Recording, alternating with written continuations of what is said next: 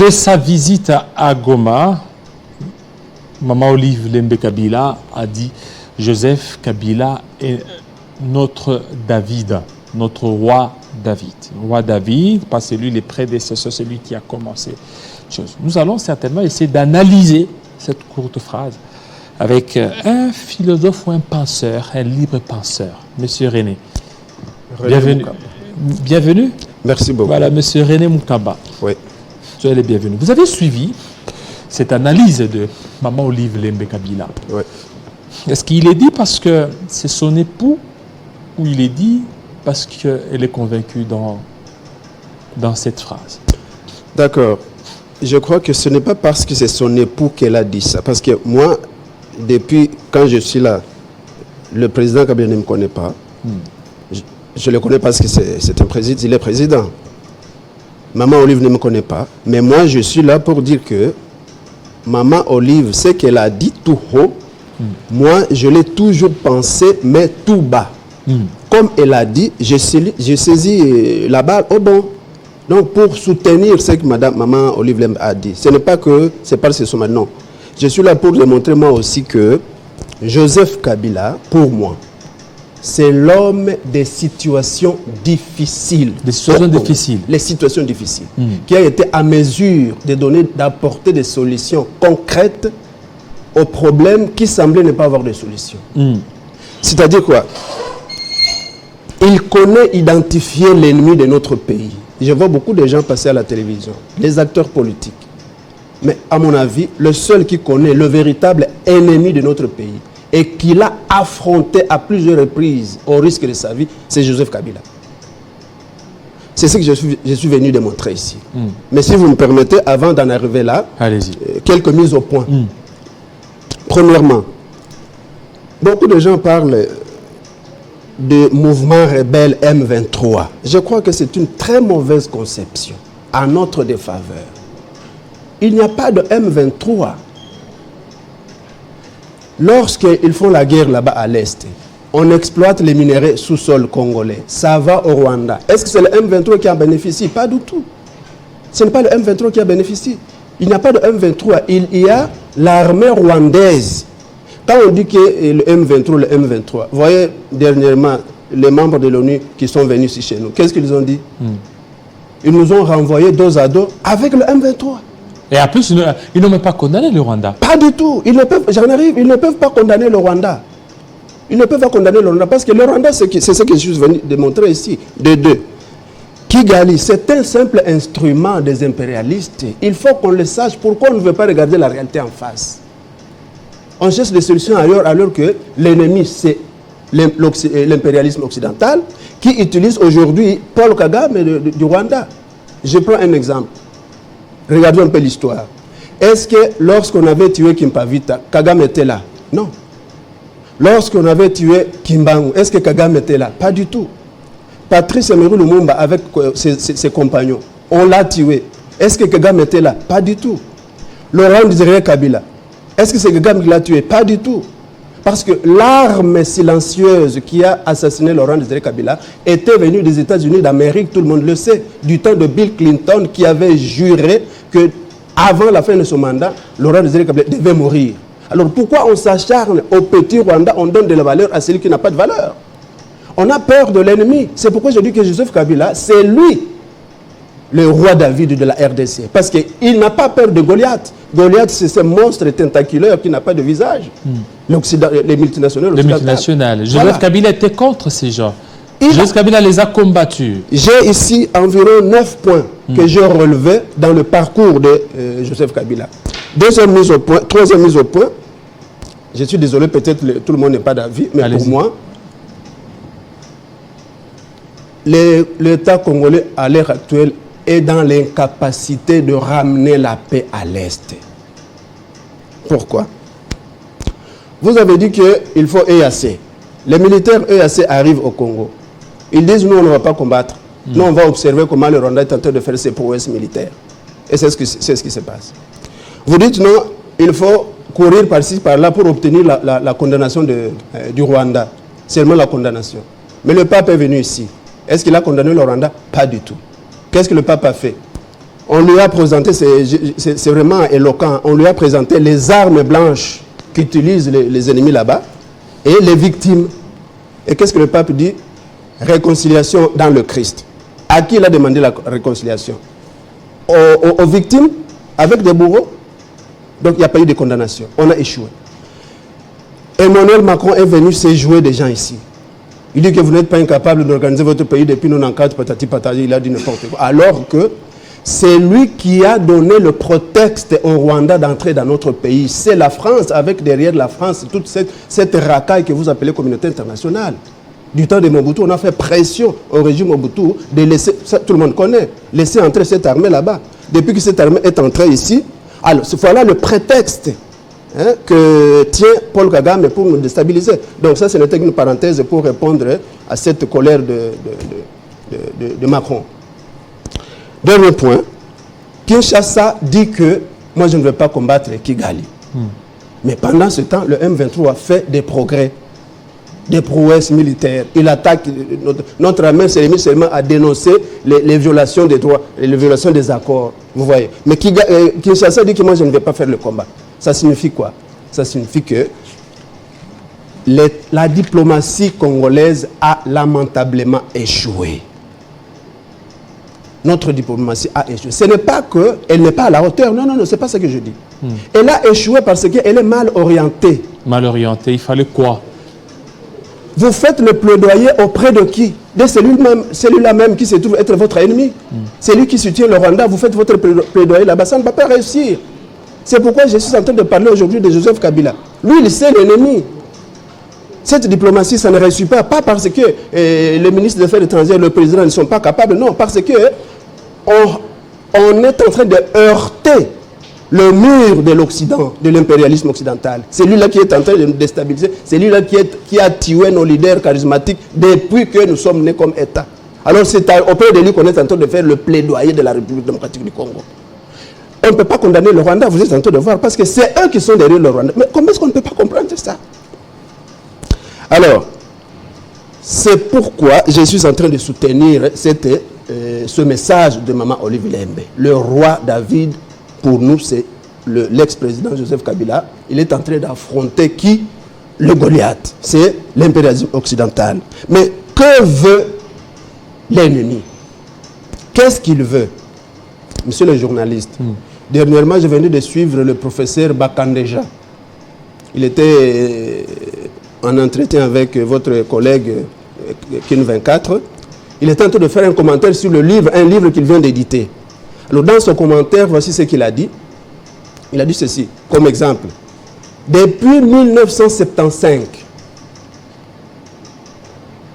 une société de pétrolière, là, à Mwanda, nous donne 150 millions par mois ou par an, je ne sais pas. Perenco. Mais la quantité extraite, ni vous, ni moi, personne ne connaît. Depuis le temps de Mobutu. C'est ce qu'il a dit. Est-ce que vous trouvez ça normal? Depuis 1960. 75, 75. 75. On nous donne seulement 150 millions. Mais la quantité extraite, on ne la connaît pas. Est-ce qu'on peut faire ça en France, aux États-Unis d'Amérique et ailleurs? On ne peut pas le faire. Voilà ce que veut l'ennemi. Il veut seulement s'accaparer, s'approprier nos richesses. Alors, qu'est-ce qu'il veut faire pour en arriver là? Il faut maintenant déguerpir le Congo. Ce n'est pas du rêve, ce n'est pas du blabla. C'est ça un plan de balkanisation, c'est ça. Quand on parle de la balkanisation, c'est une façon de déguerpir les Congolais parce qu'on les trouve sous-humains et à donner le sol congolais à un peuple qui n'a pas de terre ici en Afrique centrale. Je n'ai cité les noms de personnes jusque-là et vous avez vous-même identifié de qui je parle. Ce peuple nilotique n'a pas de terre ici. Alors il y a des accords entre ce peuple là-bas, qui est aujourd'hui représenté en Afrique centrale par Paul Kagame, la méchanceté de Paul Kagame, des accords entre ce peuple, c'est Paul Kagame, avec les Occidentaux, pour pouvoir chasser le Congo, donc déstabiliser, piller les richesses du Congo au gré des Occidentaux. Alors, si les Congolais n'est pas... Est-ce que vous avez déjà vu dans les dialogues intercongolais, quelque part on a fait allusion à l'impérialisme? Même dans notre constitution. Est-ce qu'il y a des dispositions constitutionnelles qui protègent notre pays, nos dirigeants, vis-à-vis des Occidentaux? Non. Si on n'a pas besoin de Laurent Kabila, on les tue facilement. Il n'y a aucune disposition constitutionnelle qui les protège. Et vous dites ma constitution, touche pas ma constitution, touche pas ma constitution. C'est ridicule. Vous comprenez? Donc, c'est ça que je suis en train de dire. Ce que veut l'Occident, c'est quoi? Nous déguerpir de notre sol l'AFDEL. J'ai eu la chance, quand j'étais à l'Est, j'ai eu la chance de lire la copie de leur programme. N'est-ce pas? Ce qui me fait dire avec conviction que Laurent Désiré Kabila, c'est la main que la Providence a utilisée pour sauver notre pays. Quand ils étaient venus là-bas, vous avez déjà entendu parler de l'Empire Hima. Hima Tutsi. Tutsi-land, Mabele Yaba Tutsi. C'est quoi ce plan?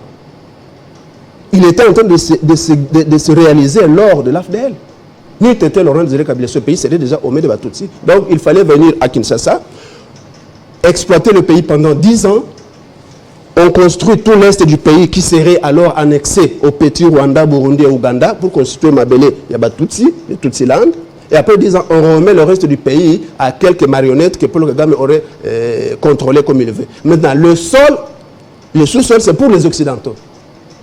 Et eux ne se limiteraient seulement qu'aux richesses sol. Vous comprenez? C'était ça le plan. Quelqu'un comme Laurent Désiré Kabila, il était prévu qu'il soit tué. Et tous les autres acteurs politiques à ce moment-là, il était prévu qu'ils soient anéantis. Voilà le plan. Paul Kagame n'est qu'un exécutant de ce plan macabre des Occidentaux contre notre pays. Alors, permettez-moi maintenant de présenter Joseph Kabila, d'après moi, comme le roi David de ce pays. Qu'est-ce qu'il a fait en tant que roi David? Comment est-ce qu'il a livré combat contre Goliath? Regardons le parcours de l'homme, son action. Primo, lorsqu'il a accepté le fauteuil présidentiel. C'est très important, hein, même parce que Joseph Kabila, là maintenant en tant que roi David, allez-y. Oui. Lorsque le président Joseph Kabila, à son âge, il vient d'accepter le fauteuil présidentiel de Laurent Désiré Kabila. J'aime bien visualiser ces images là-bas. Il est là, dans son fauteuil. À côté de lui, il y a le cadavre de son père. En face de lui, comme vous êtes en face de moi là-bas à la télévision, ceux-là qui ont tué son papa sont en train de le regarder. Qu'est-ce qu'il va faire celui-là? Et en plus de ça, tout droit dans sa poitrine, il avait le défi d'un pays aux dimensions continentales qui était émietté comme tout et qui lui devait réunifier ce pays-là. Vous comprenez là? Quand il a accepté là-bas de prendre le fauteuil présidentiel, il était devenu déjà un lieu de mort, ce fauteuil là-bas. Il a accepté la mort, il a affronté les Occidentaux comme ça. Il a dit, bon, vous avez tué mon père, mais moi aussi je suis là. Il a affronté là-bas. Ça, c'est le premier qui montre que c'est vraiment un David qui n'a pas peur de Goliath. Deuxième point. Lorsqu'il a accepté la formule 1+4, une formule inédite, 1+4, il avait quel pouvoir? Il s'est dessaisi comme le Christ, excusez-moi, je ne suis pas en train de blasphémer. Non, allez-y. Il s'est dessaisi de son pouvoir. Il a partagé son pouvoir avec 4 vice-présidents. Ceux-là même qui ont combattu comme rebelles, alors qu'en réalité, ce n'étaient pas eux les rebelles. C'était seulement les mains, les personnes de main. Il a accepté 1+4. C'est cette formule là-bas qui nous a permis de stabiliser, de réunifier le pays et d'aller aux premières élections. Deuxième point. Troisième point. Arriver au pouvoir. Il y a les contrats miniers qui font la part belle aux Occidentaux. Vous n'êtes pas ignorant de ce fait. Mais comme il a dit, nous allons revisiter ça. Tous ces intérêts qui profitent à l'Occident, il faut quand même revisiter des sortes. Révisitation des contrats miniers. Ça a suscité la colère des Occidentaux. Donc si les Occidentaux n'aiment pas Kabila, ce n'est pas pour rien. C'est parce que Kabila se présente comme le roi David de ce pays. Les contrats miniers ont été révisités. Si aujourd'hui on peut profiter de cette révisitation des contrats, voilà l'œuvre de Joseph Kabila. 4. Voyons maintenant le fameux contrat chinois. Vous, journalistes, quelque part, vous avez mis là-bas les archives. Vous êtes les archives de notre pays. Vous savez comment est-ce que Joseph Kabila a reçu des menaces de mort de la part des Occidentaux à cause de ce contrat là-bas. Contrat chinois. Contrat chinois. Donc, c'était le premier qui a dit aux Occidentaux que vous n'êtes pas les seuls. Hein? Concrètement, c'est ça qu'il a dit. Vous n'êtes pas les seuls. Comme vous refusez, et puis nous allons ailleurs. Donc, il a ouvert la porte de la RDC à d'autres partenaires au développement. 9 milliards, on l'a dit non pas 9, 6, peu importe. Mais au moins pour la première fois, même si aujourd'hui on est en train de décrier ce contrat, qu'il a été mal négocié, d'accord, on peut toujours revisiter, on peut toujours l'organiser, que ce soit bien. Et quel est le contrat de ces Occidentaux-là pour la RDC? Rien. Nulle part. Donc c'était pour la toute première fois. Un contrat de 9 milliards ou même 6 milliards pour la toute première fois. Voilà pourquoi c'est qui a suscité la colère des Occidentaux contre Joseph Kabila. Et ce qui me fait dire que c'est vraiment le roi David, comme l'a dit Maman Olivier. C'est le roi David qui n'a pas peur de Goliath. Le contrat chinois a été révisité, le contrat avec les Chinois a été conclu. Aujourd'hui, qu'il soit révisité, ce n'est pas un problème. Mais au moins, on a ouvert la porte à d'autres. Et les Occidentaux se sont vus bousculer. Nous pensions que c'est seulement nous, non. Maintenant, il y a aussi les Chinois. Si on continue dans ce sens là-bas, vous comprenez ce que ça peut donner. Et c'est ce que moi je veux. Ça, c'était 5. 6. Je venais de dire ici que le Rwanda n'est qu'un instrument des Occidentaux. Donc, tout ce que le Rwanda crée ici chez nous, ce sont seulement des instruments des Occidentaux, non? Joseph Kabila a mis fin aux aventures de Jules Mutebutsi. Vous êtes d'accord avec moi? Jules Mutebutsi, Laurent Nkunda. Il a mis fin aux aventures de Laurent Nkunda Batouane. Et enfin, aux aventures de Makenga. M23, de manière spectaculaire. Il a mis fin à tout ça. Il avait même invité les ambassadeurs pour aller voir, est-ce que c'est ça Il y a même l'autre là qui a La Haye là. Qui a La Haye, qui a dit qu'il est sujet rwandais. Il est à La Haye, ça va venir. Ça va venir. Vous voyez, il paraît qu'on avait même invité les corps diplomatiques pour aller voir, est-ce que ça c'est vraiment l'armement d'une rébellion? Ce n'était pas. Donc il a mis fin à toutes ces aventures militaires, Joseph Kabila. Et il a réussi à rendre le pays à son successeur dans les limites frontalières. Vous comprenez? Alors, 7e point, il a organisé les élections alors que les Occidentaux l'attendaient là.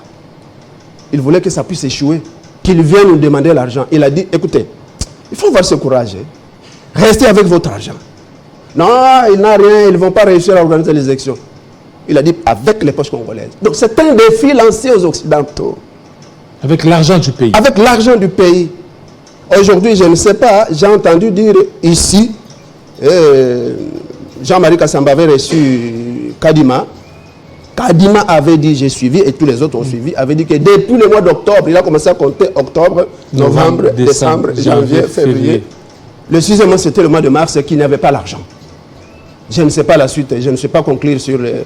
Vous comprenez, Kabila a organisé les élections avec l'argent de ce pays, alors que les Occidentaux le défiaient. C'est aussi le courage du roi David.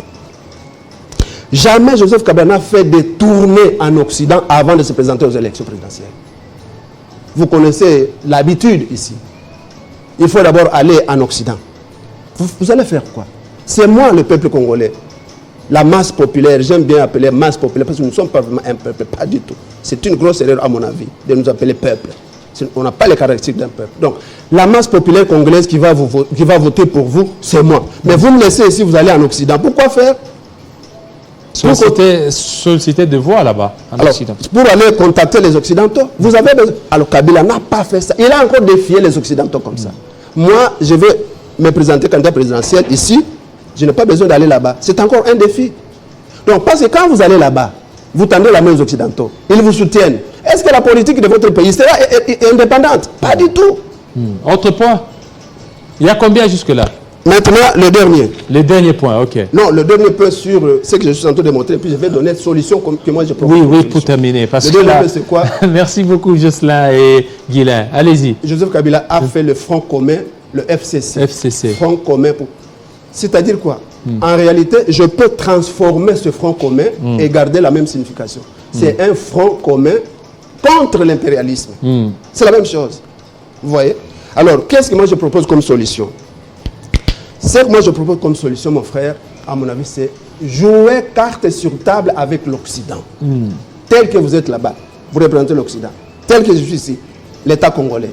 On dit que, messieurs, nous avons beaucoup de journalistes, beaucoup d'historiens ici.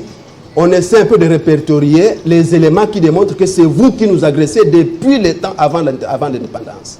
Maintenant, aujourd'hui, carte sur table, ça signifie quoi? Regardez la situation actuelle, provoquée par la guerre en Russie-Ukraine.